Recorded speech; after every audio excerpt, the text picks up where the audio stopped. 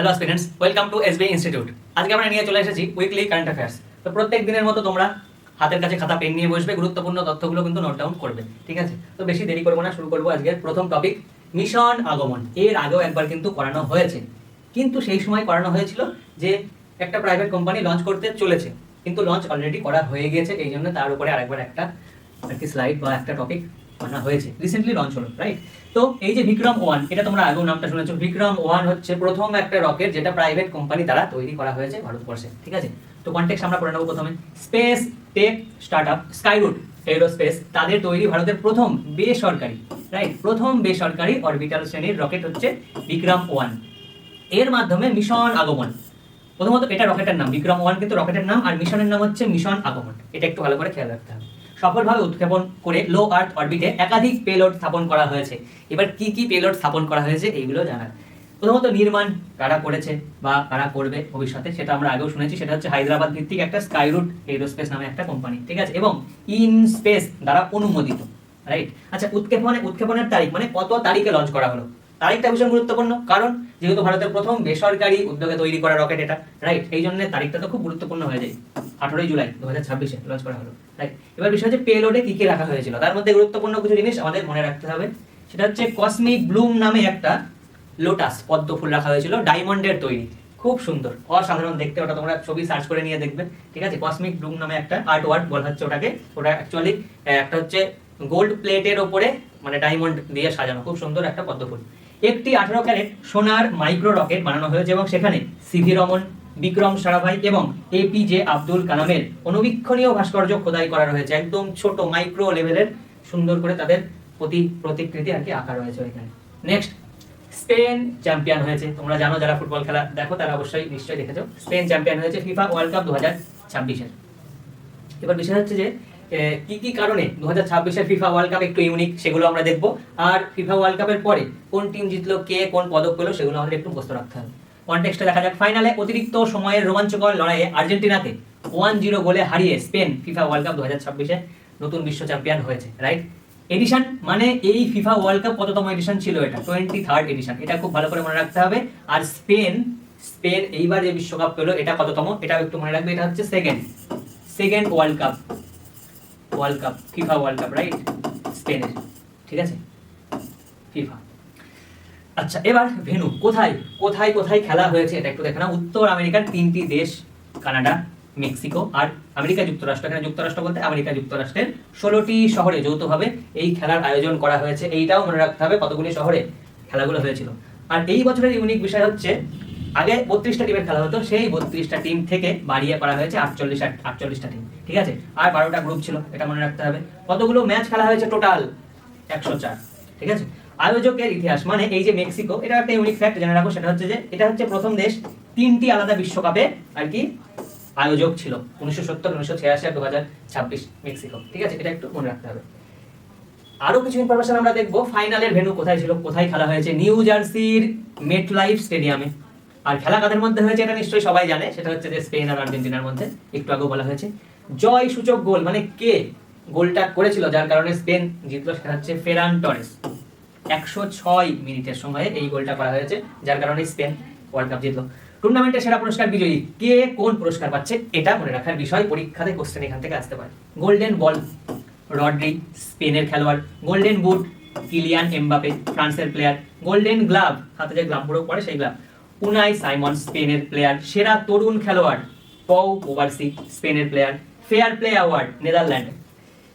Next, E200X PT01, ভারতের প্রথম সম্পূর্ণ দেশীয় অল ইলেকট্রিক ইভিটল, এটা হচ্ছে নাম, ইভিটল এয়ার ট্যাক্সি, এটা হচ্ছে নাম, ঠিক আছে? ইভিটল এটা একটা মানে এক টাইপের আর কি, এটা ভেহিকল, ওটাকে ইভিটল বলা হচ্ছে। এবার ইভিটলের ফুল ফর্ম কি? Electric vertical take off and landing, এর ফুল ফর্ম হচ্ছে এটা, বোঝা গেল? ইভিটলের ফুল ফর্ম।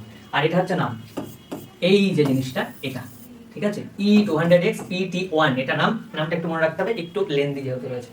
কনটেক্সট, চেন্নাই ভিত্তিক deep tech startup the E plane company, কোন company? The E plane company, IIT Madras থেকে উদ্ভূত এই কোম্পানিটা, ঠিক আছে? ভারতের প্রথম full scale electric vehicle, electric vertical take off and landing eVTOL অর্থাৎ এয়ারক্রাফটার এই প্রোটোটাইপ তৈরি করেছে। প্রোটোটাইপের প্রোটোটাইপের নাম হচ্ছে E200XPT01। এটা একটু মনে রাখবে ভালো করে, পরীক্ষায় কোশ্চেন আসতে পারে, গুরুত্বপূর্ণ টপিক এটা। জিরো এমিশন এদের বৈশিষ্ট্য, মানে এই যে ডিভাইসটা বা ভেহিকলটা তৈরি করা হয়েছে তার বৈশিষ্ট্য, এটা হচ্ছে ব্যাটারি চালিত এবং ভার্টিক্যালি টেক অফ করতে পারবে, মানে হেলিকপ্টার যেরকম এক জায়গা থেকে উপরের দিকে উঠতে পারে তারপরে মুভ করবে এটা, ঠিক আছে। তার জন্য ভার্টিক্যাল টেক অফের জন্য এই যে উপরে মোটর লাগানো আছে, আর এটা হচ্ছে যেরকম প্লেন যায় সামনের দিকে যাওয়ার জন্য এখানে প্রপেলার লাগানো আছে। আর এটা ছিল ব্যাটারি চালিত, সেই জন্য জিরো কার্বন এমিট করবে। Compact design, 8 metre into 11 metre এর লেন্থ আর উইথ, ঠিক আছে। ওজন মাত্র 2 টনের ওজন, লাইট ওয়েট, তার কারণ কার্বন ফাইবার দিয়ে তৈরি করা হয়েছে এটা। পেলোড ক্যাপাসিটি মানে কতটা ওজন বহন করতে পারবে, সেটা হচ্ছে একজন পাইলট তো থাকবেই, তার পাশাপাশি 200 কেজি।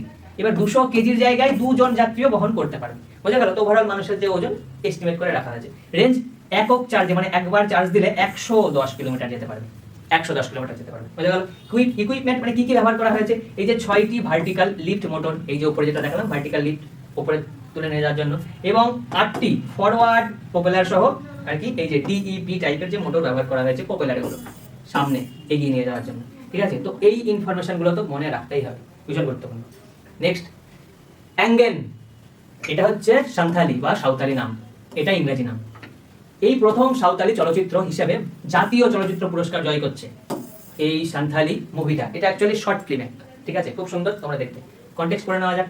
ভারতীয় চলচ্চিত্রের ইতিহাসে প্রথমবারের মতো অ্যাঙ্গেন বা আঙ্গান, ইনভিজিবল যার অর্থ, নামক একটি সাঁওতালি ভাষার স্বল্প দৈর্ঘ্য চলচ্চিত্র মানে শর্ট ফিল্ম মর্যাদাপূর্ণ জাতীয় চলচ্চিত্র পুরস্কার অর্জন করে এক ঐতিহাসিক মাইলফলক অর্জন করেছে। কোন অ্যাওয়ার্ড পেয়েছে, এটা ভীষণ গুরুত্বপূর্ণ হয়ে যায়। 72তম ন্যাশনাল ফিল্ম অ্যাওয়ার্ড এটা পেয়েছে, ঠিক আছে। এবার কোন ক্যাটাগরিতে, এটা গুরুত্বপূর্ণ হয়ে যায়, সেটা হচ্ছে নন ফিচার ক্যাটাগরিতে। Best debut film of the director, best debut film of a director, খুব ভালো করে এটাও মনে রাখতে হবে যে কোন ক্যাটাগরিতে পেয়েছে পুরস্কার। পরিচালকের নাম রবিরাজ মুর্মু, পরিচালকের নামটা তো আরো বেশি গুরুত্বপূর্ণ হয়ে যায়, ঠিক আছে, মনে রাখতে হবে। ফিল্মের নাম, পরিচালকের নাম, কোন পুরস্কার পেল কোন ক্যাটাগরিতে, এগুলো গুরুত্বপূর্ণ। এবার এই কাহিনীটা কি, কাহিনীটা হচ্ছে এখানে দেখা যাচ্ছে যে প্রাচীন উপজাতীয় রূপকথা ভিত্তিক এটা একটা গল্প ছিল, যেখানে একটা রাখাল ছেলে খুব সুন্দর বাঁশি বাজায়। তো তার বাঁশির সুরে মুগ্ধ হয়ে একজন দেবী স্বর্গ থেকে নেমে আসছে, বা একটা অপ্সরা বা একটা অ্যাঞ্জেল নেমে আসছে স্বর্গ থেকে, তারপরে সেই ছেলেটাকে স্বর্গে নিয়ে যাওয়া হচ্ছে। এবার স্বর্গে কিছুদিন থাকার পরে সে যখন আবার মর্তে তাদের গ্রামে বা তার গ্রামে আবার ফিরে আসছে, তখন সে তার গ্রামকে আর খুঁজে পাচ্ছে না, তার গ্রাম পুরো ভ্যানিশ। এবার এই কাহিনীটা প্রেজেন্ট করা হয়েছে এইভাবে, তার কারণ হচ্ছে বর্তমান যুগে আমরা দেখছি ভারতীয়রা, বিশেষ করে ভারতীয়দের মধ্যে খুব দেখা যাচ্ছে যে আমরা আমাদের সংস্কৃতি ভুলে ওয়েস্টার্ন কালচারটাকে অ্যাডপ্ট করছি আর আমাদের কালচারটাকে ভুলে যাচ্ছি। এইবার একটা টাইম এমন আসবে যে আমরা ওয়েস্টার্ন কালচারটাকে এত বেশি পরিমাণে অ্যাডপ্ট করে ফেলবো যে আমাদের কালচারটাকে আর খুঁজেই পাওয়া যাবে না, বা সেই কালচারটা মনে করিয়ে দেওয়ার জন্যে বয়স্ক কেউ থাকবেই না।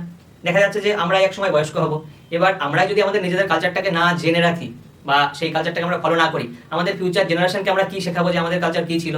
তো ফিউচার জেনারেশনরা কিভাবে শিখবে, কার কাছ থেকে জানতে পারবে? তো বিষয়টা হচ্ছে এটা যে ওই ছেলেটা ওর কালচার ভুলে গিয়ে, গ্রাম ভুলে গিয়ে স্বর্গে চলে গিয়েছিল, তারপরে ফিরে এসে দেখে কিছু নেই, তার মানে ওর গ্রামের সংস্কৃতি, গ্রাম সবকিছু, ওর কালচারও ভুলে গিয়েছে। এটা হচ্ছে কাহিনী, খুব সুন্দর, তোমরা দেখবে আরেকবার। আচ্ছা, নেক্সট টপিক, বাব এল মান্দেব প্রণালী, ঠিক আছে। বাব এল মান্দেব একটা স্ট্রেটের নাম এবং বিশ্ব ভূ রাজনীতি এখন যে আর কি ঘটনা চলছে সেই রিলেটেডই। তো এই যে জায়গাটা, এটা হচ্ছে বাব এল মান্দেব, এটা একটা স্ট্রেট সেই সমস্ত আর কি জলাশয়কে বলা হয় যেটা আর কি খুব ন্যারো, এবং দেখা যাচ্ছে যে বড় দুটো জলাশয়কে যুক্ত করছে, ঠিক আছে, মানে মহাসাগর বা সাগরকে যুক্ত করছে। আমরা পড়ে নিই প্রথমে কনটেক্সট। ইয়েমেনের হুথি বিদ্রোহীরা, হুথি রিবেলসরা লোহিত সাগরে তেল ট্যাঙ্কার চলাচলে বাধা দেওয়ার হুমকি দিয়ে বাব এল মান্দেব স্ট্রেট এর মাধ্যমে সৌদি আরবের বিরুদ্ধে এক বিশেষ নৌ নিষেধাজ্ঞা জারি করেছে।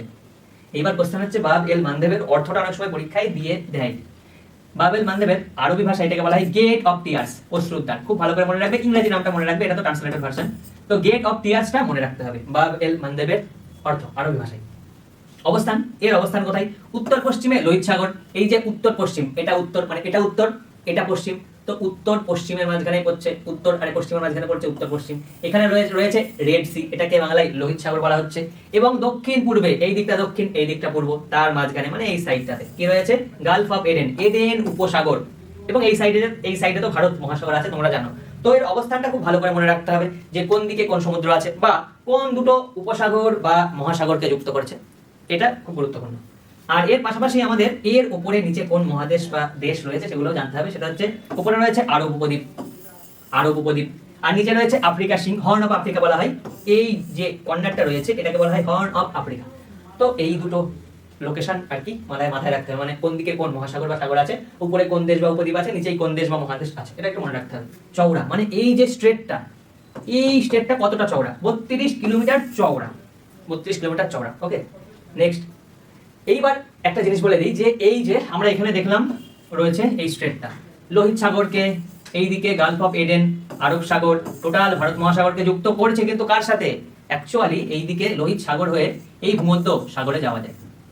এখানে আছে সুয়েজ খাল, সুয়েজ খাল কাটা শুরু করা হয়েছিল 1859-এ, কাজ শেষ হয়েছিল 1869-এ। ঠিক আছে, এবার কোশ্চেন হচ্ছে সুয়েজ খাল কেন কাটা হয়েছিল। তার কারণ প্রথমে ইউরোপিয়ানরা উদ্যোগ নিয়েছিল, তার কারণ ভূমধ্য সাগর হয়ে বা এই সাইড দিয়ে ভারতে আসতে খুব দেরি হচ্ছিল, এই জন্য ওরা এখানে একটা সুয়েজ খাল কেটে নিয়ে লোহিত সাগরে আসে, লোহিত সাগর থেকে ভারতে আসা অনেক সুবিধা ছিল বা তাড়াতাড়ি চলে আসতে পারতো। এইবার যদি সুয়েজ খাল না থাকতো সেই ক্ষেত্রে এতটা দূর ঘুরে ভারত আসতে হবে, মানে এক কথায় আফ্রিকার এইখানে আছে কেপ অফ গুড হোপ। তোমরা কমেন্টে জানাবে যে কেপ অফ গুড হোপের আগের নাম কি ছিল। ওকে, তো এই যদি স্ট্রেট যদি ওই হুতি রিবেলস বন্ধ করে দেয়, ঠিক আছে, বা এল মানদেব যদি বন্ধ করে দেয়, তাহলে এই সমস্ত ইউরোপিয়ান কান্ট্রিকে আবার সেই আফ্রিকা ওই কেপ অফ গুড হোপ ঘুরে তারপরে ভারতে আসতে হবে। শুধু ভারতে না, চাইনাতে যেতে হবে এই দিকটা ঘুরে, মানে যেই ডিস্টেন্সটা প্রায় দেখা যাচ্ছে যে 500 বছর আগে এই ডিস্টেন্স কভার করে আসতে হতো, যার কারণে ওইটা সুয়েজ খাল তৈরি করা হয়েছিল, সেই ডিস্টেন্স আবার কভার করে আসতে হবে। তো এই কারণে হুমকি দিয়েছে, ঠিক আছে, এটা বন্ধ করে দেবে। তো বিষয়টা তো বোঝা গেল, ঠিক আছে। নেক্সট, লোকমান্য বালগঙ্গাধর তিলক জয়ন্তী ও ঐতিহাসিক অবদান। বালগঙ্গাধর তিলক এই মহান ব্যক্তির জন্মদিন গেল কয়েকদিন আগে, তো আমরা সব ডিটেলস আর কি জানবো এনার সম্পর্কে। তো সবার প্রথমে কনটেক্সট পড়ে নেওয়া যাক। ভারতের স্বরাষ্ট্রমন্ত্রী এবং প্রতিরক্ষা মন্ত্রী প্রখ্যাত স্বাধীনতা সংগ্রামী লোকমান্য বালগঙ্গাধর তিলকের জন্ম জয়ন্তীতে তার প্রতি শ্রদ্ধা নিবেদন করেছেন। তো তার সম্পর্কে আমরা অনেক তথ্য এখন দেখব। সবার আগে কত তারিখে তিনি জন্মগ্রহণ করেন এটা খুব ভালো করে নোট ডাউন করবে। জুলাই 23, 23 তারিখ জুলাই মাসের 1856 সালে ইনি জন্মগ্রহণ করেছিলেন। কোথায়? মহারাষ্ট্রের রত্নাগিরিতে। আচ্ছা, এর পাশাপাশি তোমরা নোট ডাউন করে নাও যে ইনি মারা যাচ্ছেন কত সালে বা কত তারিখে। ইনি মারা যাচ্ছেন 1 অগস্ট। কত সালে? 1920। এই ডেটটা কেন গুরুত্বপূর্ণ?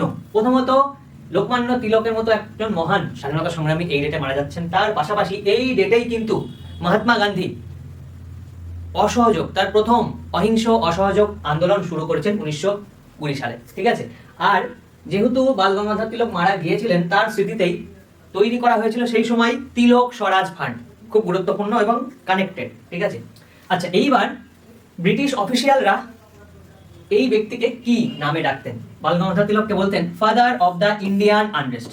ঠিক আছে, এই মহান ব্যক্তিকে বলতেন father of the Indian unrest. ঠিক আছে, তার কারণ ইনি কিন্তু চরমপন্থী নেতা ছিলেন। ঠিক আছে, next, father of the India's revolution. কে বলতেন এটা? জওহরলাল নেহরু বলতেন। ঠিক আছে, খুব গুরুত্বপূর্ণ, এই দুটো টাইটেল ভালো করে মনে রাখবে। আর ইনি কি কি প্রতিষ্ঠা করেছিলেন সেগুলো তো গুরুত্বপূর্ণ হয়ে যায়। প্রতিষ্ঠা 1884-এ ইনি ডেকান এডুকেশন সোসাইটি তৈরি করেছিলেন। 1916 সালে তোমরা জানো অনেকেই যে ইন্ডিয়ান হোম রুল লীগ ইনি তৈরি করেছিলেন। ঠিক আছে, আরো কিছু গুরুত্বপূর্ণ তথ্য। এনার কারাদণ্ড হয়েছিল প্রথমে 1897-এ, তারপরে 1908 থেকে 1914 পর্যন্ত 6 বছর ইনি মায়ানমারের এই যে মান্দালয় প্রিজনে 6 বছর ইনি কাটিয়েছিলেন। আর এই প্রিজনের সাথে একটা কাহিনী যুক্ত আছে। এই প্রিজনে থাকাকালীন তিনি লিখেছিলেন গীতা রহস্য, ভগবত গীতার উপরে। ভগবত গীতার মধ্যে যে কর্মযোগ বলে যে পাঠটা আছে, ওই পাঠের উপরেই তিনি লিখেছিলেন এটা গীতা রহস্য। কত সালে? 1915 সালে, রাইট। আর ইনি এটা লিখেছিলেন the Arctic home in the Vedas. ওই যে বৈদিক যুগে আর্যরা ভারতবর্ষে আসছে, তো ইনি বলেছিলেন যে আর্কিটিক সার্কেলে নাকি আর্যরা বসবাস করতো, ওইখান থেকে নাকি এরা ভারতবর্ষে এসেছিল। কেন? তার কারণ এই বেদের মধ্যে এক জায়গায় ইনি পড়েছিলেন যে আর্যরা বেদের মধ্যে উল্লেখ করেছে যে 6 মাস দিন 6 মাস রাতের কথা। তো ওইটা দেখে ইনি মোটামুটি আন্দাজ করেছিলেন যে 6 মাস দিন 6 মাস রাতের কথা জানা সম্ভব এদের পক্ষে কিভাবে হলো, ওরা নিশ্চয়ই ওখানে থাকতো, সেই জন্য জানতে পেরেছিল, রাইট। সেই সময় তো এরোপ্লেন ছিল না, রাইট। তো সেই কারণে তিনি এই বইটা লিখছেন। খুব সুন্দর বই, 1903-এ লেখা হয়, এই সালটা মনে রাখতে হবে। তার পাশাপাশি বিখ্যাত দুটো সংবাদপত্র তিনি পাবলিশ করছেন, একটা হচ্ছে কেশারি আর একটা হচ্ছে মারাঠা। ইন্টারেস্টিং বিষয় হচ্ছে কেশারি, এটা ছিল মারাঠি পত্রিকা, মারাঠি ভাষায় লেখা, এটা ছিল দৈনিক, ডেইলি পাবলিশ করা হতো। আর মারাঠা ছিল সাপ্তাহিক পত্রিকা, যেটা ইংরেজিতে পাবলিশ করা হতো। ঠিক আছে, কেশারি মারাঠি ভাষায়, মারাঠা ইংরেজি ভাষায়। এখানে কনফিউশন হয়ে যায় স্টুডেন্টদের মধ্যে। কোথায়? এই যে মারাঠা মনে করে যে মারাঠি ভাষায় পাবলিশ করা হয়েছিল হয়তো, কিন্তু অ্যাকচুয়ালি মারাঠি ভাষায় পাবলিশ করা হয়নি, এটা ইংরেজি ভাষায় পাবলিশ করা হতো। তো মারাঠার সাথে মারাঠি ভাষাটাকে কানেক্ট করে ফেলে, কিন্তু অ্যাকচুয়ালি না, মারাঠা পত্রিকাটা ইংরেজি ভাষায় পাবলিশ করা হতো আর কেশারি মারাঠি ভাষায়। মনে থাকবে কনফিউশনের জায়গাটা। বিখ্যাত স্লোগান তিনি দিয়েছিলেন, swaraj is my birthright and I shall have it. বিখ্যাত, খুব বিখ্যাত, মনে রাখবে। এখন যেরকম কোশ্চেন আসছে WBCS এ একজন বিখ্যাত ব্যক্তির উক্তি তুলে দিয়ে জিজ্ঞেস করা হচ্ছে যে কে বলেছিলেন এটা। নেক্সট, সামাজিক গণোৎসব তিনি চালু করেছিলেন, যেটা এখনো পালন করা হয়। ইন্টারেস্টিং বিষয়, গণেশ উৎসব। গণেশ পূজা তিনি শুরু করেছিলেন 1893-তে।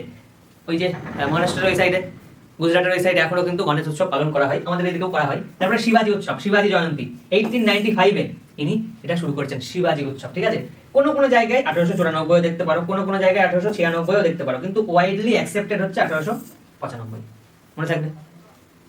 এইবার আমরা কিছু কোশ্চেন করে নেবো। প্রথমে তোমরা নিজেরা কোশ্চেনগুলো অ্যাটেন্ড করার চেষ্টা করবে, আশা করি পারবে যদি খুব ভালো করে এই টপিকগুলো দেখে থাকো, আর তারপর তো আমি অ্যান্সার করে দেবো। প্রথম question, space tech startup Skyroot Aerospace তাদের তৈরি ভারতের প্রথম বেসরকারি অরবিটাল শ্রেণীর রকেট বিক্রম-1 এর মাধ্যমে নিজের কোন ঐতিহাসিক মিশনটি সফলভাবে উৎক্ষেপণ করেছে? মিশন আগমন। আজকে দিয়ে দ্বিতীয়বার পড়ানো হলো মিশন আগমন, ভীষণ গুরুত্বপূর্ণ, নিশ্চয়ই বুঝতে পারছো। ভারতের প্রথম বেসরকারি অরবিটাল রকেট বিক্রম-1 দেশের কোন শহর ভিত্তিক মহাকাশ গবেষণা সংস্থা স্কাইরুট স্পেস দ্বারা সংহত ও নির্মিত হয়েছে? হায়দ্রাবাদ বেস্ট এই কোম্পানিটা, রাইট। নেক্সট, হায়দ্রাবাদ ভিত্তিক স্পেস স্টার্টআপ স্কাইরুট এরোস্পেস কর্তৃক বিক্রম-1 রকেটের ঐতিহাসিক মিশন আগমন ঠিক কোন তারিখে সফলভাবে সম্পন্ন হয়? এই যে রিসেন্টলি 18 জুলাই, ঠিক আছে, 2026। নেক্সট, নিউ জার্সির মেটলাইফ স্টেডিয়ামে অনুষ্ঠিত ফিফা ওয়ার্ল্ড কাপ 2026-এর ফাইনালে কোন দেশ অতিরিক্ত সময়ের রোমাঞ্চকর লড়াইয়ে আর্জেন্টিনাকে 1-0 গোলে হারিয়ে বিশ্ব চ্যাম্পিয়ন হওয়ার গৌরব অর্জন করেছে? সেটা হচ্ছে স্পেন, স্পেন, রাইট। নেক্সট, টুর্নামেন্টের ইতিহাসে প্রথমবারের মতো দল সংখ্যা 32 থেকে বাড়িয়ে 48-এ উন্নীত করা এই 23rd ফিফা ওয়ার্ল্ড কাপে সর্বমোট কতটি আন্তর্জাতিক ম্যাচ অনুষ্ঠিত হয়েছিল? কতগুলি আন্তর্জাতিক ম্যাচ অনুষ্ঠিত হয়েছিল? সংখ্যা হচ্ছে 104। নেক্সট, ফিফা ওয়ার্ল্ড কাপ 2026-এ অসাধারণ নৈপুণ্য প্রদর্শন করে টুর্নামেন্টের সেরা খেলোয়াড় হিসাবে মর্যাদাপূর্ণ গোল্ডেন বল পুরস্কার লাভ করেন কোন ফুটবলার? সেটা হচ্ছে স্পেনের রড্রি। নেক্সট, আইআইটি মাদ্রাজ থেকে উদ্ভূত কোন ডিপ টেক স্টার্টআপ ভারতের প্রথম সম্পূর্ণ দেশীয় অল ইলেকট্রিক ভিটল এয়ার ট্যাক্সির প্রোটোটাইপ E200X PT01 উন্মোচন করেছে? E plane company, the E plane company. ভীষণ গুরুত্বপূর্ণ, যেহেতু ভারতের প্রথম ই ট্যাক্সি, এটা ব্যাটারি চালিত। মাত্র 2 টন গ্রস ওজনের লাইটওয়েট কার্বন ফাইবার দিয়ে তৈরি E200X ইলেকট্রনিক এয়ারক্রাফটটি একক চার্জে সর্বোচ্চ কত দূরত্ব অতিক্রম করতে সক্ষম? একক চার্জে 110 কিলোমিটার যেতে পারে। কত কেজি পেলোড মনে আছে? একটা পাইলট প্লাস 200 কেজি বা দুজন যাত্রী, পাইলট প্লাস দুজন যাত্রী, রাইট, মনে থাকবে। নেক্সট, ভারতীয় চলচ্চিত্রের ইতিহাসে প্রথমবারের মতো সাঁওতালি ভাষার কোন শর্ট ফিল্মটি মর্যাদাপূর্ণ জাতীয় চলচ্চিত্র জয় করার ইতিহাস রচনা করেছে? সেটার নাম হচ্ছে আঙ্গান বা আঙ্গেন। ভীষণ গুরুত্বপূর্ণ, এর ইংরেজি মিনিংটা মনে রাখবে, ইনভিজিবল। অবশ্যই দেখবে এটা। জাতীয় মঞ্চে সাঁওতালি ভাষা ও উপজাতীয় সংস্কৃতিকে সম্মানিত করা আঙ্গেন চলচ্চিত্রটি পরিচালনার জন্য কে best debut film of a director সম্মাননা অর্জন করেছেন? অর্থাৎ ডাইরেক্টরের নাম রবিরাজ মুর্মু। মর্যাদাপূর্ণ কোন জাতীয় চলচ্চিত্র পুরস্কার বিতরণী অনুষ্ঠানে আঙ্গেন চলচ্চিত্রটি নন ফিচার ক্যাটাগরিতে এই শ্রেষ্ঠত্বের সম্মান লাভ করে? সেটা হচ্ছে 72তম ন্যাশনাল ফিল্ম অ্যাওয়ার্ড। আন্তর্জাতিক বাণিজ্যে অত্যন্ত সংবেদনশীল আন্তর্জাতিক জলপথ ব্যাব এল মান্দের প্রণালীটি উত্তর পশ্চিমে লোহিত সাগরকে দক্ষিণ পূর্বে কোন সাগরের সাথে যুক্ত করেছে? সেটা হচ্ছে এডেন উপসাগর। তার পাশাপাশি ভারত মহাসাগরও বলা যেতে পারে।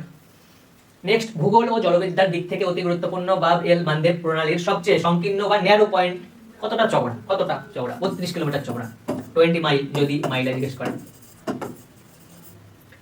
নেক্সট, বাব এল মান্দেব স্ট্রেট প্রধানত এশীয় অঞ্চলের আরব উপদ্বীপের সাথে আফ্রিকার কোন ঐতিহাসিক অংশকে পৃথক করেছে? হর্ন অফ আফ্রিকা কে পৃথক করেছে?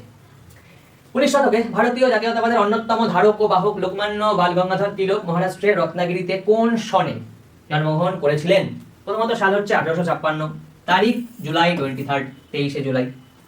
ঔপনিবেশিক ব্রিটিশ শাসনের বিরুদ্ধে গণচেতনা তৈরি করতে বাল গঙ্গাধর তিলক মারাঠি ভাষায় সংবাদপত্র কেশরী এবং ইংরেজি ভাষায় নিচের কোন পত্রিকাটি সম্পাদনা ও প্রকাশ করতেন? সেটা হচ্ছে মারাঠা।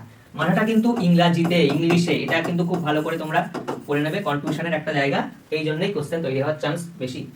বাল গঙ্গাধর তিলককে ভারতের প্রথম প্রধানমন্ত্রী জওহরলাল নেহরু শ্রদ্ধাগ্রহ জানিয়ে কি উপাধিতে ভূষিত করেছিলেন? জওহরলাল নেহরু বলতেন ফাদার অফ ইন্ডিয়াজ রিভলিউশন, আর ফাদার অফ ইন্ডিয়ান আনরেস্ট বলতো ব্রিটিশ অফিসিয়ালরা, ঠিক আছে। 1908 থেকে 1914 সাল পর্যন্ত টানা 6 বছর রাজদ্রোহের মামলায় কারাদণ্ড ভোগ করার সময় মান্দালার জেলে বা মান্দালাই জেলে বসে বালগঙ্গাধর তিলক কোন বিখ্যাত বইটি রচনা করেছিলেন? সেটা হচ্ছে গীতা রহস্য। গীতা রহস্য, ঠিক আছে? সালটা মনে আছে? 1950।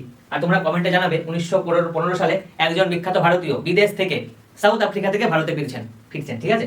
তো তার নামটা জানাবে আর ডেটটাও জানাবে 1915 সালের কত তারিখে, ঠিক আছে? আশা করি তোমরা প্রত্যেকটা টপিক খুব ভালো করে মন দিয়ে শুনেছো এবং গুরুত্বপূর্ণ তথ্যগুলো নোট ডাউন করে নিয়েছো, যেগুলো আমি আন্ডারলাইন করে দিয়েছি। আর পরের অ্যান্সারগুলো মানে পরের কোশ্চেনগুলো তোমরা অ্যান্সার করার চেষ্টাও করেছো, এটা আশা করছি। এইরকমই আরো অনেক ভিডিও আসবে, যেরকম এমসিকিউ সেশন চলছে আর উইকলি কারেন্ট অ্যাফেয়ার্স তো আসতেই থাকবে। তো এইরকম ক্লাস পেতে আমাদের এই ইউটিউব চ্যানেলটাকে তোমরা সাবস্ক্রাইব করবে। আর আজকের ক্লাস তো এই পর্যন্তই। Thank you.